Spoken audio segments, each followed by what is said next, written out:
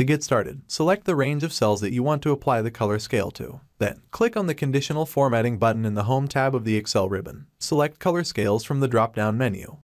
Excel offers several different color scales to choose from, ranging from a simple 2-color scale to a more complex 3-color scale. Once you've applied a color scale, Excel will automatically color code your data based on the scale you've chosen. Cells with higher values will be colored with the darker end of the scale, while cells with lower values will be colored with the lighter end of the scale. This makes it easy to quickly see which values are high or low in your data set. You can also use color scales in combination with other conditional formatting options, such as data bars or icons, to create more complex visualizations. That's it. You now know how to use color scales in Excel to visualize your data. I hope you found this tutorial helpful. Feel free to check out the free playlist in the description below to learn more about Excel. If you have any questions or suggestions for future videos, leave them in the comments below. And don't forget to hit that like button and subscribe for more Excel tips and tricks.